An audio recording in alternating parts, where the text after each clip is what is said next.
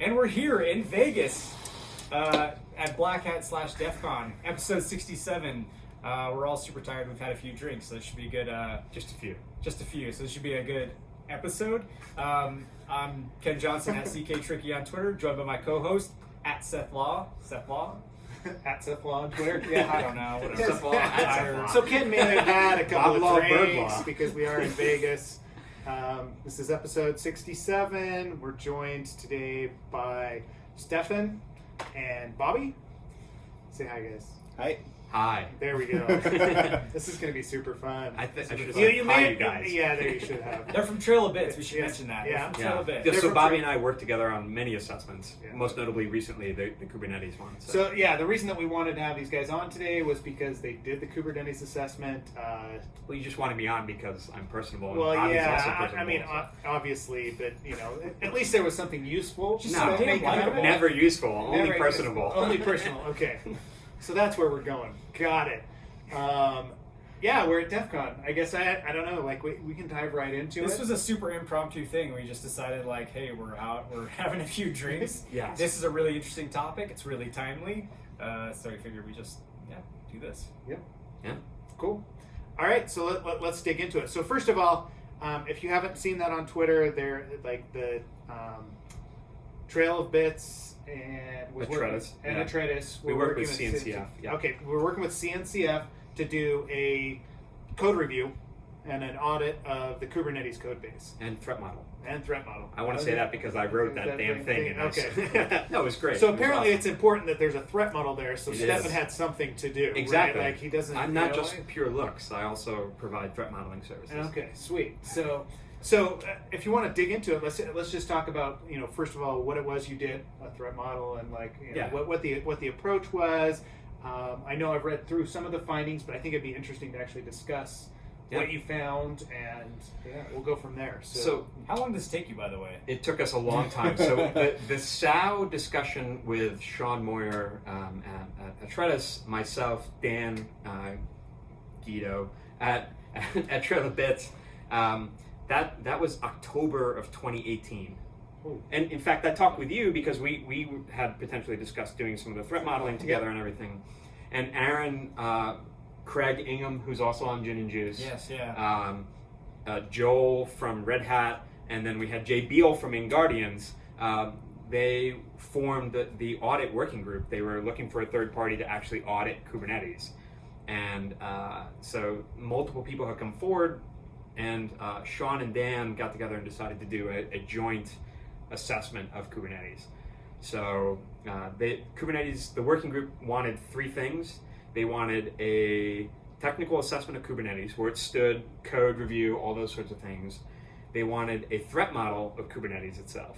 And they wanted a white paper, like documenting our experience with Kubernetes after the fact. So it wasn't security focused, it was things like we'll get into that Bobby wrote that was just like, this was difficult, it was really hard to understand, and this is what we did to overcome that. Okay. And going forward, this is what should be done. Okay. So it's cool. It was very interesting, very comprehensive, and honestly daunting assessment. Yeah. Because one of the mandates we had was to not use anything that is a publicly known vulnerability right now in 2018 about, and then going forward, it was like all of the other vulnerabilities that had come up, none of those are applicable to the assessment that we're doing. So we watch CVEs roll in.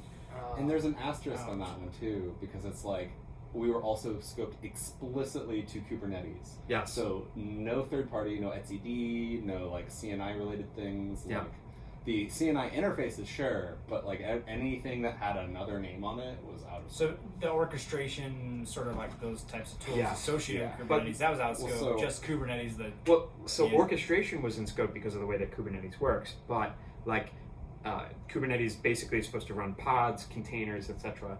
So Kubernetes was in scope, and Kubernetes interface to say Docker was in scope, but Docker was not in scope itself. Yeah. Okay. So it was hard because it was like the thing that does most of the things that people are going to attack, that's not in scope. Yeah. But the things that run all the things that people would want to do, that's in scope. It's like pen testing an operating system. Yeah. So So Well, do you I have mean, to- you've got to define that somewhere, right? So the yeah. working group did do all that. They defined 6 controls: authentication, authorization, multi-tenancy, cryptography, secrets management. They had a very defined thing, and they also had 8 components that they wanted to look at. Okay. And that was it. So they knew what they wanted. It Yeah. wasn't like many of our clients that come in, like, we want to, That never happens. No, Come on. They of course all not. know exactly, yeah. The working group really knew what they wanted from an assessment. Yeah. So it was good. Yeah.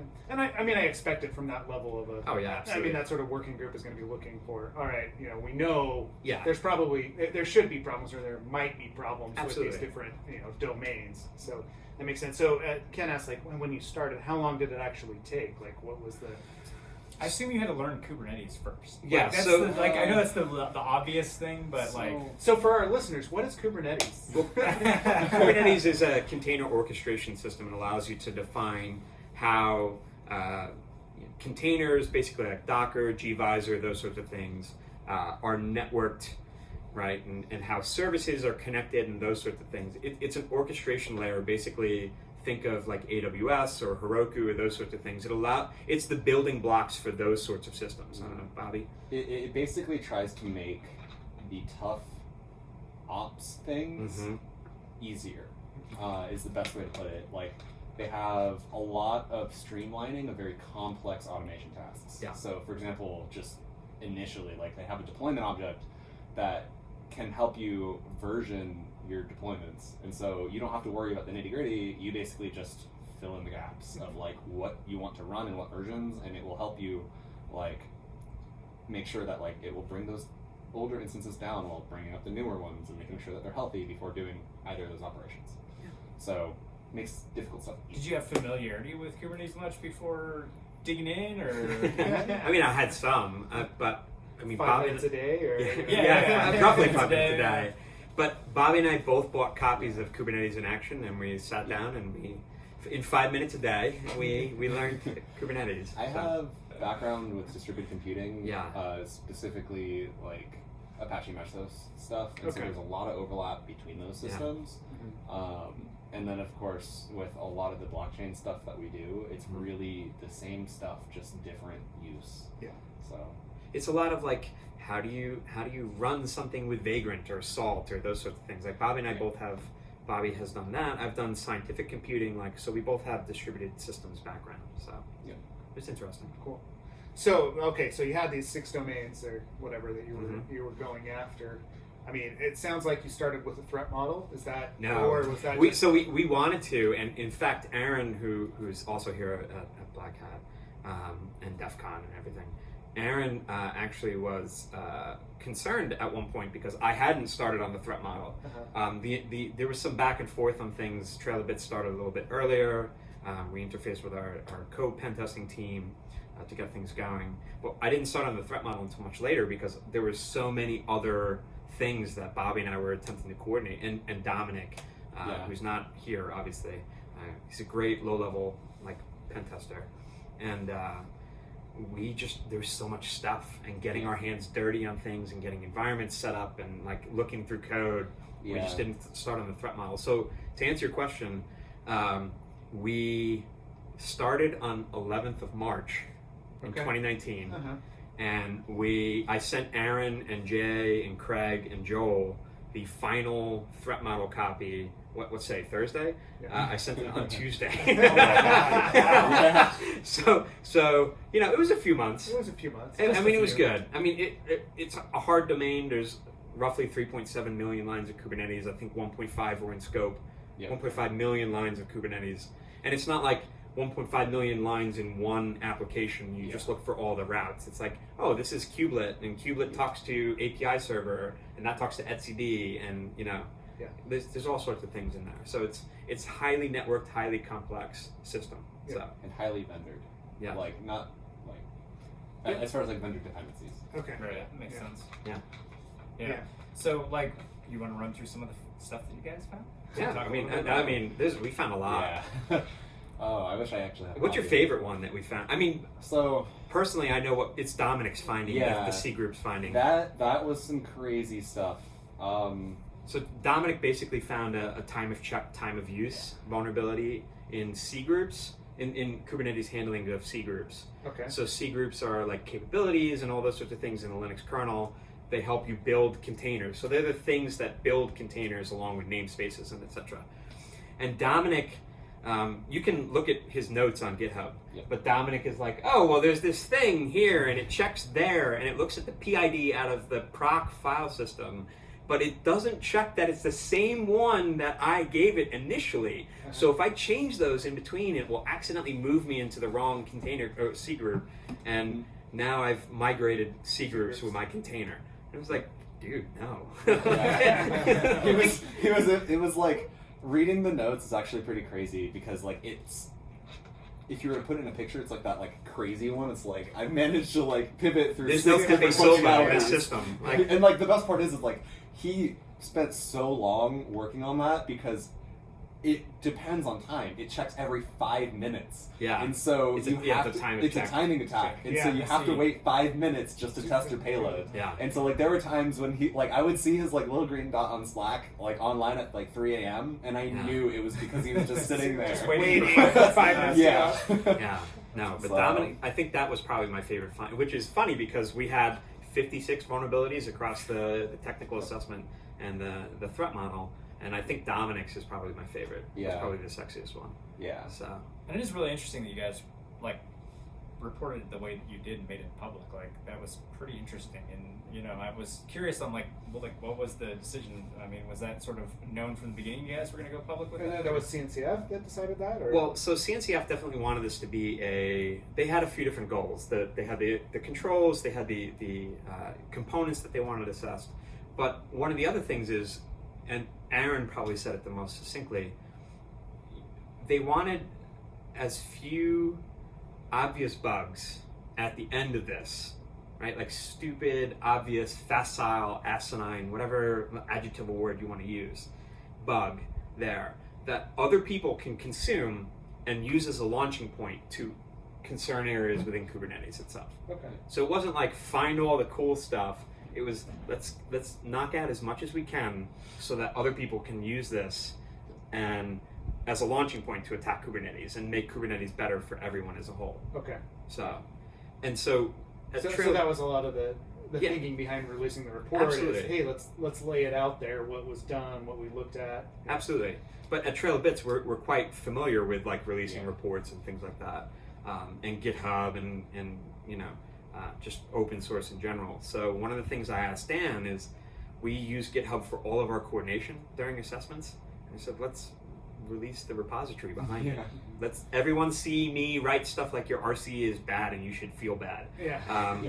Because the Some audit nice team is- Git log. Yeah. Oh, Okay. there is definitely some so we internally we use a Git an issue tag in GitHub Yeah. that does not spark joy. Yeah. So like if something is suspicious to us but we can't find anything there, it does not spark joy. Yep. So I mean, it's Because we fun. really do take the contrary approach. It's like this just does not look good. So No, it looks make bad. it better. Yeah. So we have this like very royal purple does not spark joy in GitHub. Nice. Yeah. I like I it. literally copied to every single GitHub repo I'm in. So I'm glad to hear you're using GitHub for that. of course you are. Of course I am. But yeah, it was interesting to dive into. Yeah, I mean that's such a. So, the threat modeling took what, March through April? So like April, May, June, July. Well, no. So we didn't So actually 5 start the threat model until we actually had delivered the technical Yeah. assessment. Normally, you try I see. to reverse those, but it was like I was doing so much technical work, project management, customer relationship management. Although the customer was great, there was just a lot going on. There's a lot of feedback we have to give this entire assessment, and so it took up a lot of time. So I committed you can actually look on GitHub when I like feverishly wrote the threat model to start. Yep. I just pushed it in at like 1 o'clock in the morning and then tagged Aaron and Craig and was like, here's the threat model start. Like, Yeah. and that was in June, right? It was like late May, early June. I think so. If I'm being entirely honest, like time just kind of like skewed. Well, that and Like, it's one of those things like I would wake up in the morning and I'd be like, I bet you there's an email that there's changes on some doc. Like, So, you know what I mean, but it was an exciting. It was Yeah. like something you actually enjoyed and Oh, got into. oh, and, yeah. like, yeah. hit that kind of like that So- flow where you're just constantly. I complain, but like it was fun. Oh, I'm Like, sure. It's one of those things like the reporting was long and grueling, not because like it just wasn't fun, but because it was difficult to get granular enough to display the issue, but also lifted it up enough so that people can actually understand what the problem is. Because the idea of it being a dual purpose of like, we want it to be public, but we also want it to actually be useful is difficult, because it's like, if people want to take what we learned in it and build on it, they have to understand it. And this is a lot of complex stuff that is touching a bunch of different operations on a cluster. And so trying to get as specific as possible without losing the context is really difficult. Because we can just be like, yeah, that's the bug, but like, if you don't understand why that matters, it's really tough to contextualize that and like build on it later on. April 13th was the initial commit of the threat model. I was just, now that we have it public, I can look at that sort of stuff.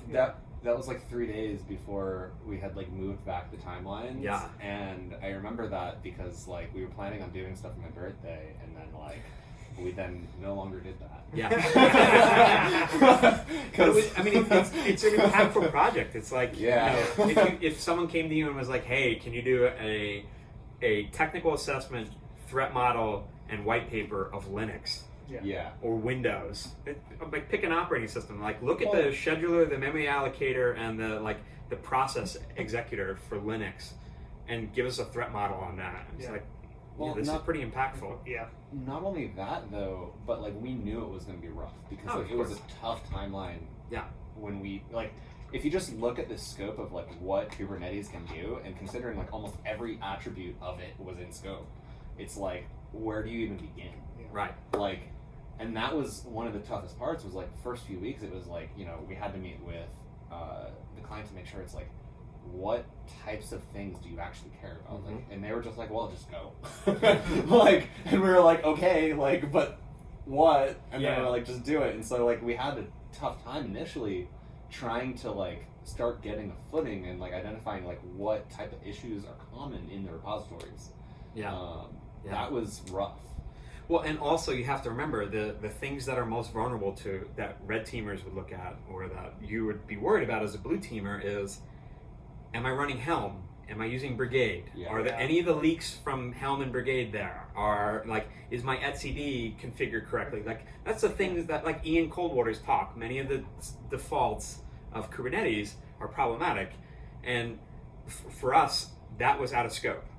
So it was like we start there, and now in the threat modeling side, there was a gentleman who wrote a thesis on threat modeling Kubernetes for the Swedish Police Academy. And he was like, these are all the control families that I found are problematic. So like, as a threat modeler, it's like the worst thing you want to go in there. And they're like, by the way, authentication is broken and we know that. And you're like, oh, all right, well, I guess I won't ask about it. Like, you already know. So, I mean, okay. So we really did go in there wondering, like, are we going to come out with anything in the threat model, anything in that? Like, it could have just been a bunch of like, well, we ran stuff and nothing looked bad. This is what we did. So, and that was honestly like the scariest part for me. It was like, what if we roll out of it with no findings? And it's written by smart people. It's not like I know it's an open source project, but like the backers are Red Hat and Google and, you know, Heroku and like, you know, these are not schlub companies. Like, these are like serious programmers doing serious programmer things. You know? And then like, hey, go look and find some bugs in this. It'll be fine. That's intimidating. It's always hard. That's a different level. Like, I mean, most of the stuff I know from like a consulting perspective that I look at is not, it's professional developers, but it's not the level of the guys that are doing. They're not building operating systems. They're not, you know, it's Ruby guys, right? It's people like Ken, you know. It's just. But programming is programming. Like, it you're is. Gonna make mistakes. For sure. And there's just such weird edge cases. You just can't always prepare for everything. So it's like, it's gonna happen. That's why we have jobs, and we'll always have jobs. But it was funny though, like because during the threat model, I got to speak with some of the people behind it, and like I'm talking with Tim Hawkins, who works on kubeproxy, and he is just like, I'm not good with security. I'm really great with networking. And I was like, okay. And he's like, these are all the things that I think are wrong with kubeproxy. And these are all the things that I think we should discuss. I was like, that sounds great. Like, Yeah. let's start with those. Let's start with Like, that. Like, can you just copy those to me really quick? Well, I mean, so Yeah. a lot of the RAs that you'll see in the Kubernetes GitHub repo is just me feverishly typing while these extremely smart people are like telling me things, and I'm like, yes, please keep singing. Like, That's actually a good point. Specifically, like, these are all the things that we see wrong with it. Because, specifically with Dominic's finding, we actually tracked down a GitHub issue oh yes, that's of right. someone who saw, like, this file was not found, like, and it was all over their logs, and that was the file it depended on. Yeah. Oh, nice. And so, like, but it was closed because of inactivity. And no, yeah. And, like, it was never fixed. And so it happened to him once, and then it Right. never happened again. And so they're like, "Oh, can you show us what happened?" Yeah. And Well- you can't prove it because it's a timing thing. And Dominic Exactly. like very sat there and just Yeah, and so that was really interesting because, like, theoretically, had they actually investigated that like GitHub report, they would have avoided that finding of course. because it was directly related. Oh, So interesting. Well, and I mean, what you guys are going back to about talking to like the client about what their concerns are. Right? I know we talk about this in the secure code Yeah. review course all the time. we is- also talk about going on GitHub and searching issues. for Yeah. solutions. Get log, We you do. know, the issues that already exist. But if you ask people, like the developers, typically, especially like the senior level developers, they know that the shit is broken, right? Yeah, they know there's do. something there. They know there's Yeah. something there. They may not know how to exploit it, but if you ask them, they point you in that direction every single time. Yeah, if nothing more than just intuition from like I'm building crypto, or or like Yeah. not building crypto, but yeah, I'm implementing crypto, or I'm doing something. Like I Yeah. know just from an intuition standpoint, it probably needs somebody to take a look at it. Oh yeah, and it's interesting too. Like when we were talking with the etcd folks, like they're like, yeah, we know we don't do this, we don't do that. And they had a basic understanding of what they were protecting against, like what threats they were concerned about. Yeah. And developers very frequently do. They know what Yeah. they're writing for and things like that. It's just no one has voiced or actualized a lot of those sorts of things for them, or concretized those sorts of things for them. Mhm.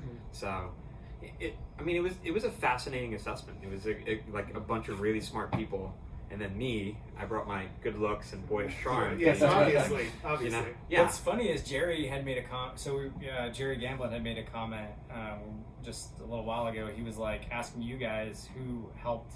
What PR firm what helped PR write firm it? helped write it? Yeah. And it was- so so huge compliment. Yeah, which is Yeah. funny because the way that the threat model worked is I wrote it feverishly, and Bobby worked with Dominic very heavily, but Bobby took lead on the white paper, and then Bobby and I muscled the technical report.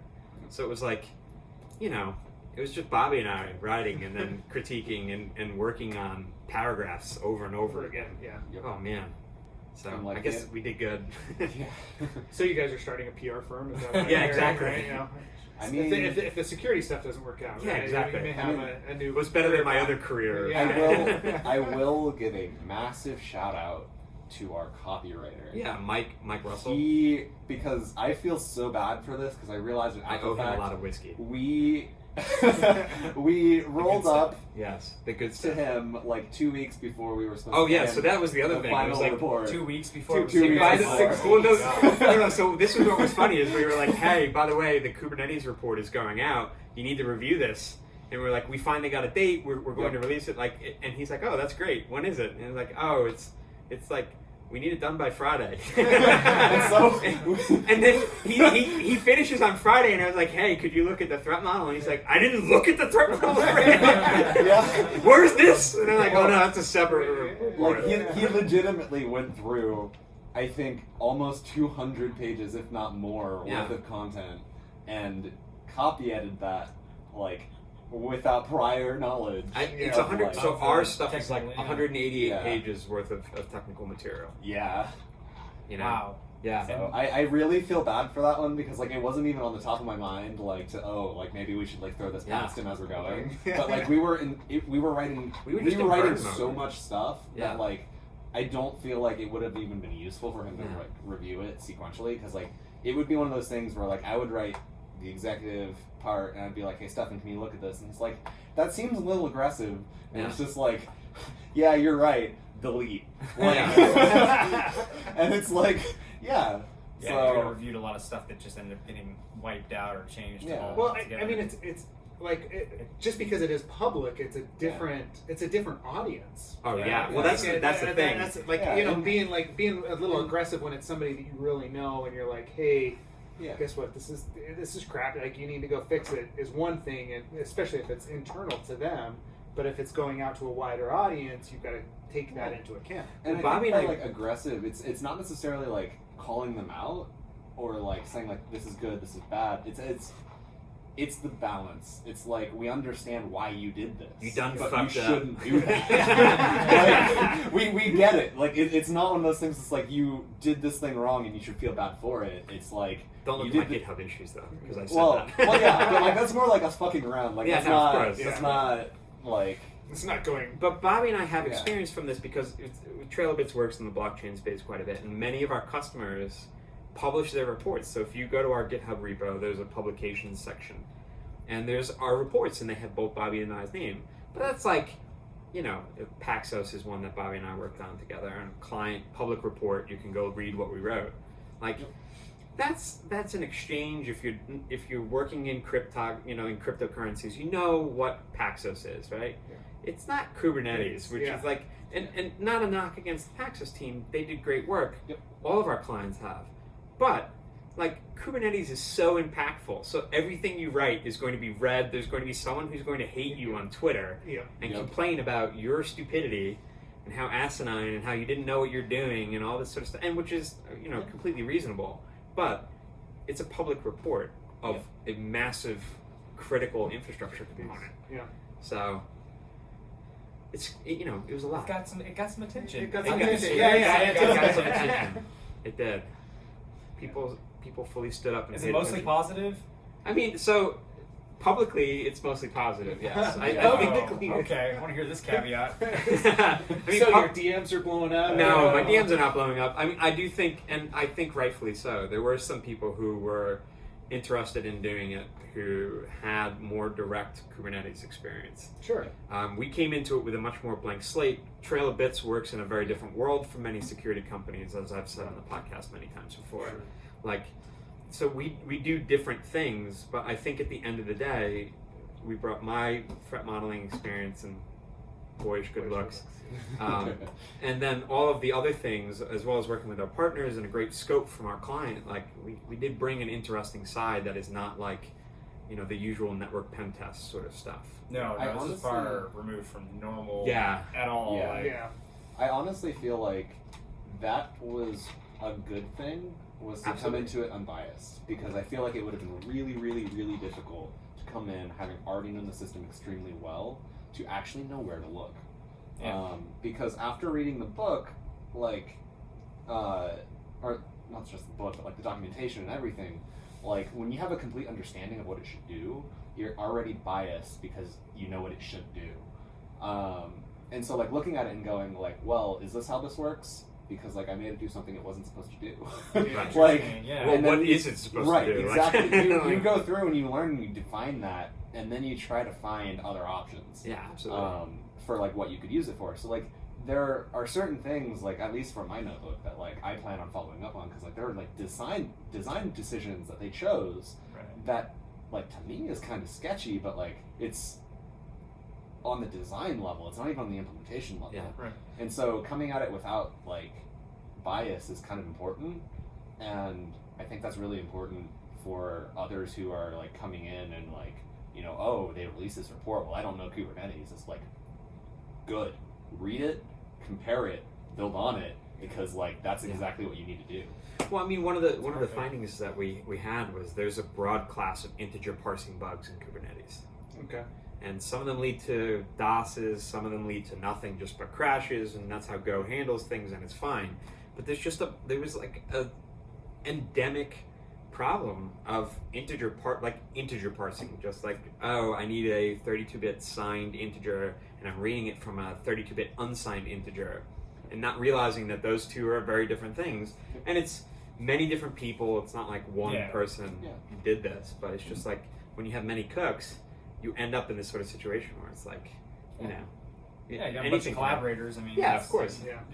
It's hard. I mean, it's not defined like when they started. Hey, Right. this is how we're using integers, right? I mean, and they probably didn't even think about it at the time, right? So you can see how it happens. Right. But Well, the other interesting thing that most people don't know is that Kubernetes was originally written in Java. Yeah. well, So- we should go back to that. No. And so the style of I have programming concerns. the style of programming that Kubernetes uses, it's clearly written in Go, but there's a joke that it's actually written in Goava. Like it's written in this Java style of Go. So there are certain design decisions that are made that reflect some of its past, and people are moving beyond it now. There's a lot of movement to separate things out and whatnot, but it's interesting to see all the different directions and choices that Kubernetes made then. So I thought some of your findings were hilarious in the repo because they weren't all just like blatant security issues. Some of them, I had read a couple, and some of them were just like, this code seems bad. Like that. Like, so some of it was just like, this doesn't seem like it should work like this at all. Yeah. Maybe not a huge security concern. It's just like a slop. Actually, one of them actually had said this was already written using some library that I think it already included or something like that. And you guys are like, why don't you just use that? It's like, oh, so why don't you rewrite it? there's a GitHub issue from when Bobby and I were first starting, and Dominic were looking at it, and I said like alas poiuric, like wherefore art thine, like user agents, because there is 9, I think 9. There's like 9, 10, something like that, different user agent construction functions in Kubernetes, and they're all mutually exclusive. They do different things. They generate different user agents, not on purpose. Like it wasn't intended to be that way. It was just someone was in their package. They needed to issue an HTTP request. So they're like, I'll write a user agent generator, and it was like, but there is one. Or there's 8 others. Or right? like enforcing like DNS rules. Oh, that was fun DNS too. naming. Yeah. Specifically, like Yeah. you would see just like random implementations of the same thing, just different logic, just everywhere. Well, because it's many different programmers trying to solve a stuff problem. like that gives me hope. Whenever I'm doing an assessment and I start to see like things like that, I start to realize like, oh, there's probably other stuff here that's actually a security concern. So like, that's a really, I like that you guys noted that. I like that that was written down. Also, made Well, a point to call it out. Even the this looks suspicious Yeah. stuff. Like we have that in our notes all the time. I know when I'm doing a code review, that's like one of the I'm going through. I'm like, this may not be a vulnerability, but damn, what's going on here, right? Yeah. Like if I You're have like another one step from a you're vulnerability, one step from it, and somebody may be able to do something here. So actually calling it out and turning it in, because I don't know if we necessarily do that. I mean, from a consultant perspective, I don't turn that over a lot of times because it's like, hey, I wasn't actually able to exploit this, and you already got like 15 things that you got to take care of. Right. So maybe I'll just leave this one for now. For my side, as a blue teamer, I do, but as a consultant, no. Yeah. No, that's not really. And it's a hard judgment call to make, right? So we actually make that judgment call a lot. Yeah, that's awesome. We do. We actually normally have an appendix for code quality. Yeah, Trailbits is big about that. We do that specifically because if it's difficult for us to read, it's going to be difficult for you to maintain. Yeah. That's a good point. So if it takes us like super long, or like there's some like weird little aspect that like has us sitting there for a while, normally we try to figure out like, well, okay, if we can't exploit it, well, how can we at least make it easier for other people to read? Yeah. Because like that is just as important, because a lot of times like those are the components that like no one really understands it, they just know it works and they build on it, and then some time like later on down the road they modify it, everything else still works, but now there's an edge case. And so it's small things like that. It's not just like protecting you like at the point in time in which we do the assessment, because that's really what we do. It's building on that later on, and building like, you should build on a good foundation versus just like saying, oh well, we'll fix those bugs and move on. So, technical debt is it's not going to go away if you don't address it, and it's nice that you guys do market that, or like do annotate that so that it does get addressed.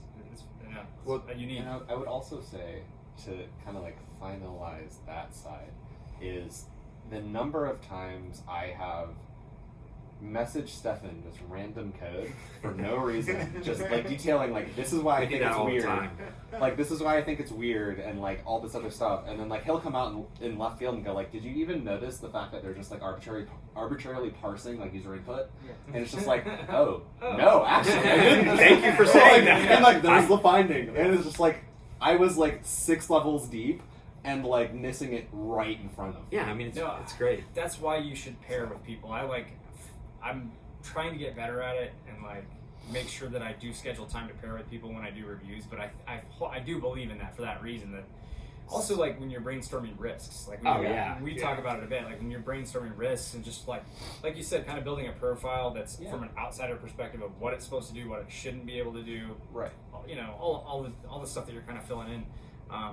You have 2 sets of eyes, and you're gonna like think of different attack scenarios than like each other would. So group chat is by far like GitHub issues reflect a lot of it, but that's reflecting what we found and what we're like this is sketchy versus like what we were actually working on, and if that makes sense. So it's like at the end of the day we'll go through and file tickets, but when we're actually working through it, we're in GitHub and we're like pasting snippets of code, and we're just like, you know, I wonder if this works this way under this constraint, and then we test it, and then it's like, oh no, that doesn't work, and then like, because like we have some people who like weren't a part of the assessment, like just watching the like channel, and they would like DM us because like some of them are kind of shy about like getting into it, of course, but it's like they'll DM and they're just like, so I think you could actually do this, and like.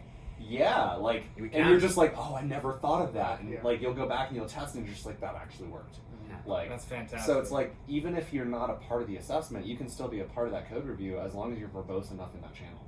And like I feel like that is just as important because like you said, it's difficult to get people in because like they have to be there watching. But like in a group chat, you can hop in, and especially with like I'm gonna plug it a little bit. Like Slack is amazing for it. It's like if you thread. Like, people can hop in and thread specific messages and be like, I think you could use this. And we're not cluttering the people who are working the assessment in that channel. Yeah, no, I'm big. I love Slack. Yeah, big fan. The other problem is, too, though, is that Go does not have amazing security. There's no, like, security tooling. Like, in Rust, I'm going to hit, like, Tony Arcieri's, like, Rust audit, cargo audit, sorts of stuff. You know Rust Tony, right? Yeah, I know. I know that. I'm not just buttering up all the GitHub people. No. He's a great guy. Seriously, ridiculous. He's super awesome. But like in Rust, I know I'm going to hit, okay, I have Rust Sex cargo audit, I have these sorts of checks. In Go, it's like, how do I check what dependencies we're using? It's like, well, it depends on how they're using the dependencies. And like, good fucking luck, like, you know? And then it's like, what version of Go are they running? Yeah, because then they like include a new one. It's not just Go Get, it's like Go Mod, and like that's an entirely different way of handling dependencies. And but there's still no data, like SNCC, however you pronounce that. Snake, whatever. Snick.io, they have a really great repo similar to DepCheck, but it's not open source. So if you don't have, if you don't do the work of literally looking through and comparing stuff, it's difficult. So yeah, Go's tooling is hard. Yeah, I'd also say like that cascades to the static and dynamic stuff too. Like, so they have a very good debugger for when you develop your system to easily be debugged. But that's not the case for trying to actually test as like a security person, because like a lot of times you're trying to test against like release builds. Like you might be able to like look at the code and be like, I think this might work, but like there are some subtle things that will like be fundamentally different in those builds, and it's specifically because of like debug flags. And like that will bite you in the ass. Well, Bobby and I were on a blockchain assessment with Michael, one of our coworkers, and it was written in Go, and we had 3 people on the assessment, and we had 3 completely different builds of the project, and we couldn't figure out how to get them to build. And what was worse is that Bobby and Michael couldn't get it to work with symlinks, and I'm like, what are you guys talking about? I have no issue with like the entire project that we were on, I'm like, I have everything symlinked and it's perfectly fine. And Bobby's like, no, the code literally prohibits symlinks here. Like, I'm like, well, I don't know what to tell you. Like, it's working. Go is building it, so like it's fine. Yeah, like the dependency manager like legitimately had an issue, and like the maintainer was just like, yeah, no, symlinks are hard.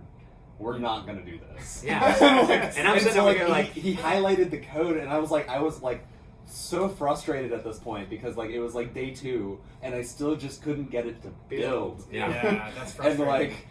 and like it's the non-sexy part of it, but it's like you learn so much from that alone that you also know where to look for others. I didn't learn anything because I ran ln-s and it worked fine. Well, I mean, I managed to like fork through like GitHub issues that were like years old, and like yeah. It's amazing how many times we end up going back to GitHub, not for our own assessment, but just like going through an open source project, and it's like, well, what issues do you see with this thing? I mean, I don't know if we talked about it on the podcast, but it's definitely something you and I have talked about to other people, like in our courses and just publicly, about like the whole Golang pulling in dependencies from like GitHub, for instance. And then there have been situations in the past like where someone gave up the name of the org, and so someone claimed that org, made that repo, and now the dependency that's being pulled in is from somebody who's like hijacked basically a repository path that you've specified in your Golang packaging. So it's like, I don't know that I love that, the fact that you can just like point to a GitHub or like any Git repo will say, right? That is so important because that actually cascades to the language, or like the applications that are built on the languages. Of course. Because Kubernetes, like kubectl, actually allows you to specify a URL to pull a configuration and push it to your cluster. And we found a vulnerability in it that allowed us to basically like DOS like the user. It would OOM their machine. And that was really scary because I was not expecting that to work. I spun up like a Python simple server and just like made a massive file, and I was like, maybe if I just try to pull it down, it crashed the simple server, so that didn't work. But like, so I pulled down Flask, built like a basic little app, and like pointed at it, and I did this from one of my control plane nodes, and it crashed that, and it want to brought explain down what a control plane is? Yeah, so it's basically like the good job. Yeah, thank you. Yeah, it's like the brain. It's like the brain of the cluster. So like it holds all the super sensitive stuff. Like normally etcd would run on it. If you have like a basic 3-node cluster and you only have one worker node that's like running your containers and stuff, the other 2 would be running etcd, and then kubeAPI server, the controllers, the schedulers, that type of stuff. So it's like, if those things go down, like your cluster starts to not work. So like I ran it from that because that's where my keys were, and it ended up like disconnecting me from SSH. Like everything just like died, and I was like, I thought that I had found some sort of like weird edge case with the deployment. Like once it got onto the cluster, like it was crashing. Right. And then I was like, but wait, like this is weird because it's not doing that to any other machine other than the one that I'm running it on. Right. Yeah. And so I basically exported my keys, like spun up another VM and ran it from that one, and it crashed that one. Yeah. And I was like, oh, this is bad. And Oh. and then like the basics came back to me, and I was like, wait, we're pulling it from like an arbitrary URL. They're not validating, like they're not yelling at us for not using HTTPS, all this other stuff. And I'm just like, we have so many problems here. But like I was so deep into it that like I forgot the basics. Yeah. And like that's something that's really important to highlight, is like a lot of people will see a lot of like crazy vulns and like people like write crazy blog posts. And then if you actually like look at the top of it, it's like, what's the entry point? It's like, oh, some random URL. They're not even checking if there's HTTPS, the basics. Yeah. And so it's like, like the issue with like the domains, exactly. Like, people will take the domain, and if that happens to be something that like a production cluster is referencing, that's really scary. Yeah. Well, I mean, yes, it is. Yeah. when we found that, and when we found the pod, there's like a keep alive. Okay. And it doesn't check that the pod is actually the one with the keep alive. It could be any arbitrary URL. Oh, so Bobby, that one. so Bobby was like, well, what would you do? And I was like, is there anything that's a GET request in Kubernetes that modifies state from the kube scheduler? And we like went tearing through all of the HTTP requests in Kubernetes, because we were like, we're gonna find one that allows us to do something, and we're gonna set the keep alive point to just hit that thing the entire time. And there was some stuff like that. We but it was didn't just even like, need that though, because of course. we found were out like, later. let's lift it out, because like we're able to specify arbitrary endpoints. Yeah. And so my first thought was and if headers you- and authorization headers too. Yeah. If Yeah. you only have like access to the Kubernetes cluster, you don't have access to the hosts, right? Well, asterisk. Yeah. Yeah. Because asterisk. actually, like, because you're running the probe from the kubelet, which is like the binary running on the host, you're running from the host. You're Yeah. not in the container. And so you can specify arbitrary hosts, and if it comes back as okay, you know that host's up. Yeah. And you Okay. just keep doing that. Oh, Yeah. nice. And so you can basically use it as like a Boolean up-down to identify other areas in infrastructure that Imports, exist. everything. Yeah. Basically Yeah. scanning. Yeah, Yeah. 'cause Exactly. it actually would come back with like it failed to connect, or it failed to speak a protocol I understood, Right. or like it was granular enough that we could do basically and Right. bounce scans Right. And from because, Kubernetes pod deployments. Uh-huh. Yeah, and because Yeah. only the pods that successfully contacted that host would actually spin up, you could basically launch a ton of them at the same time with like no resources allocated to it, and it would just sit there scanning. So Yeah, no, Yeah. that's SSRF is like a thing. I mean, it's basically SSR scanning through SSRF. Oh yeah, Yeah. absolutely. Well, that was Such there was that Pavel PDP he used to go by, and he had that like JavaScript image tag scanner like way back That's when right. that Yeah. was like Yeah, it it's would like hit an every internal- host. It was like yeah. I'm going to set an image Image tag tag. to like 192.168 port 80. Yeah. And, like does it like because the DOM would respond at the time, and it was like We've that's talked how, about that Vaughn before. Yeah, Or yeah, that, I mean, that way 'cause- of scanning. I forget Yeah, what it's because called. Beef does but, it, right? Yeah. I Forget what Beef we. project you can scan. Yeah, It those uses sorts of similar- bounce I mean, it scans and uses stuff. he uses I think just XML HTTP request or Yeah. something like that. Yeah. But the image one is always fun. oh yeah. Wait for Old those timeouts. That's school. old school. That was the original way, right? Yeah. So, But yeah, it was just like Kubernetes has a lot of things, and the other thing too is that it's meant that you see it from kubectl. It's a command line control.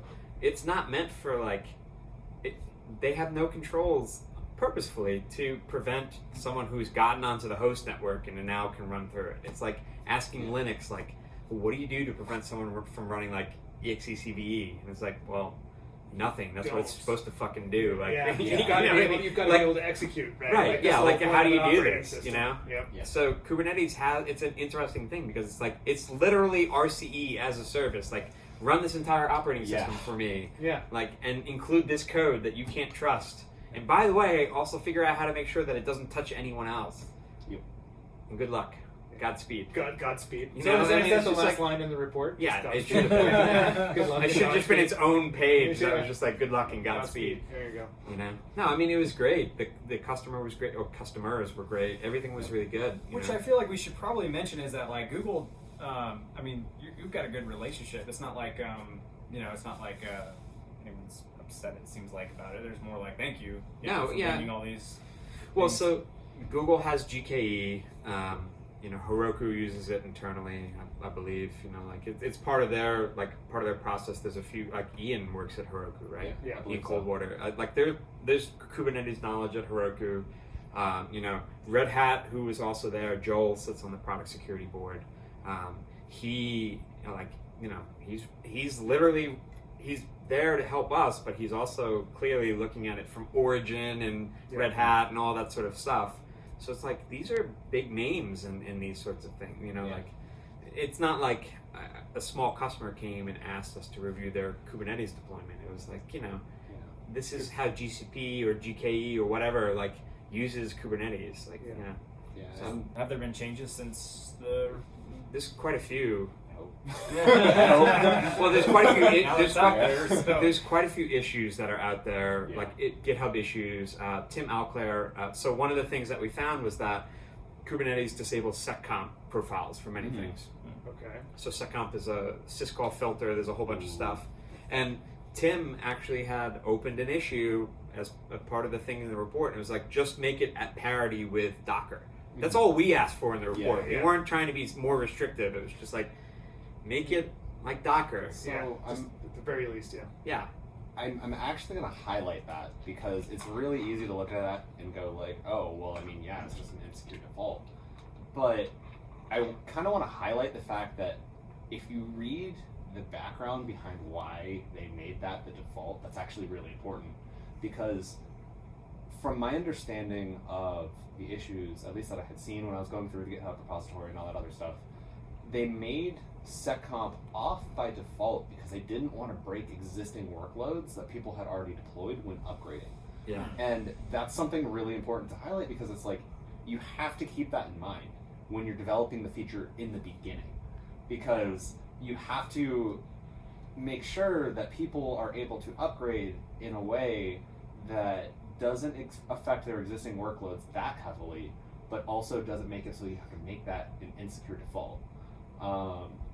And if anything, I would take the side of like, you should have the secure by default, even if it breaks stuff, because it's easier to bring it back down than it is to add it yourself. But it's hard to sell that. Right. And so I totally understand why they ended up in the situation that they were. Totally. You know? But like, you know, the idea of like, oh, well, seccomp, like the default profile is going to like break a bunch of stuff. Like, I get that. But at the same time, it's like, that's not really something that's offloaded to that project as much as it is off to the people upgrading. Because like, you're trying to baby them. And that's not really what you should do. You should basically help them, like, go, this is possibly going to break your workloads. Here's how to avoid that. And so, like, migration instructions are super important, because if you don't have that, then, like, there's a possibility of, like, oh, well, we're just going to make this an insecure default so it doesn't break existing things, and, like, we can just get this pushed out. Right. And, like, speed versus, like, putting effort in to make sure that people are safe is important, especially in open source projects this big and this critical, because people's production environments are sitting on this. And I found that by accident. Yeah. Like, because I was going through and I was like, I was wondering like why something was working, not the opposite. Well, there were a number, and it's the threat model is something that Bobby and I noticed just by reading the documentation. There's a line in the networking documentation that's like, if you want to apply a network policy, make sure you're using a CNI that enforces network policy. And I was like, wait, so I can choose a CNI that doesn't enforce network policy? Yeah. Now, if you're not familiar with Kubernetes, network policy can be like, oh, like you shouldn't have port 80 open to the world. Yeah. So there are configurations of Kubernetes where it's like, I wrote a firewall, and it's like, you wrote one, it's not being used because you're using a CNI that doesn't enforce firewall rules, or you know, this pod can talk to that pod, and it's like, well, actually any pod can talk to anyone because like we don't do that. And it's just you know, there's so many components, there's so many menu options, and they're trying to, it's again like Linux, and then going to Linux and being like, well, why did you choose that for the TCP/IP stack? It's like, because we have to support a lot of different options, right? Like, and you know, those options too. So something that was pretty interesting to me, and like, so the first finding in the report, I agonized over for the longest time, because I was trying to build something, or I was trying to build the POC so that I had one that didn't work, and then I had one that did work. Oh yeah. Right? So that I can show the before and the after. And I was sitting there and I was wondering, I kept defining my pod security policy over and over and over again, removing everything, adding it again. I remember this. I could not get it to fail until I read, note, you must have this admission controller enabled for pod security policies to work. And that required literally like changing the settings of the binary running. So like I had to go in and like change the configuration flags provided when I was running it across everything. Yeah. And then it finally took effect. But like, good luck getting anyone to go to those links at all, like, but ever. You don't run it that way part normally. I couldn't get my exploit to fail. It was working every time. And so the issue is if you don't test the opposite of what you're doing on the cluster, like, it's very possible that it might not be taking the effect that you want it to do. Yeah. Like, and that's why it's like, you can always prove the positive because that's easy, it works. But like, trying to prove the negative is really tough sometimes because like, you have to have that example to prove negative. And you have to verify that it's actually proving the negative. So like that just goes back. I mean, like when we're starting to talk about like commonalities with other platforms and things like that, that totally makes me think of AWS and like their like WAF implementation, right? Yeah. Because they're like, oh, go enable WAF Shield, right? So I was looking at it for a customer like recently, and I'm like, oh, sweet, you've got CloudFront, you've got WAF, and you know the Shield, it should be good. And then I start going and looking at them, like the policies are all like, oh, we just want to make sure that the egress is going out through our proxy. Like there was nothing else in like most of the policies. I'm like, this is not a WAF, boys, right? Like, you know, I know that the compliance team told you this is great and you enabled the WAF, but you know, if you're not actually checking anything, so it sounds very similar, right? It's the same sort of thing. No one went in and proved that the you know the positive was happening, right? Right, and it's scary to think about because like the idea behind the entire thing is automation. And that automation is often tested rather, like whether or not it works or not. Yeah. Not the other way. Yeah. And so, like, we actually had reported this, and they were like, "Look, like, we need at least a warning saying like this isn't taking effect because X, Y, Z, like because that should be apparent to an administrator. Otherwise, like, you're gonna look at it, oh, it's there, it's working." Well, but like not really. It not actually, really though. if you cube cuddle apply the pod security policy or a network policy for things, it'll just say like accepted. Yeah, it was great. There's no problem, and it only errors out when there's a parsing failure. Mm-hmm. So it's like unless parsing or validation. Yeah, or validation, right? So if you go through those things, you can set up a perfect policy that does literally nothing to Kubernetes. Nothing. And it'll accept it. Say, sure, it'll accept it. Yeah, 100%. Yeah, no. Like seriously, it's like writing security groups for Amazon. It's very similar, right? And it's really scary because like when you think of the idea of like you can create a cluster for like a bunch of teams to use and share, like that's really scary because like how restricted are those teams actually? Like what controls are in place to keep them from like messing with each other? You might think that like you have this control in place, and when you check, it's there. But does it actually take effect? Yeah, doesn't actually do anything. Yeah. Right. Yep. It sounds familiar, right? Yeah. Yeah. Yeah. Sweet. Well, guys, I mean, we've been going for an hour. So Yeah. We hit an hour. Well, Yeah. 56 minutes. Wow, we really Thank you. That was Yeah, appreciate it's it. always It's a pleasure. amazing. But that was crazy. That was so much. That was a lot of good I mean, information. you know, like congrats on the report. Yeah. Like, it's pretty awesome. Like we will post it along with the podcast. And, yeah, you know, we can upload this as soon as we get it. Yeah. So. You should leave the beginning too. Yeah, we're just messing it up. Maybe we'll have a bloopers reel for that exactly. one. Anyway, Cool. well, thanks for everybody for joining us, and we'll. Where can they contact you all? I Talk know about your Twitter handles. I know you're Twitter's- logical. LOJIK. We'll link to it. LOJIKIO. Yeah. Yeah. You were there. You were like all the way there, Almost and then there. you forgot on the. No, I didn't forget. I just was like, why am I spelling this out? You're like on the I though. But since we're spelling yours out, let's spell. Bobby, what is So yours? mine is Bobby Tables with a 0 and a 3 for E. Okay. Dude, that's elite. Yes. Well. Sweet. I'll make sure that I get that. Yeah, we'll get both of those in there. But thanks everybody for joining us.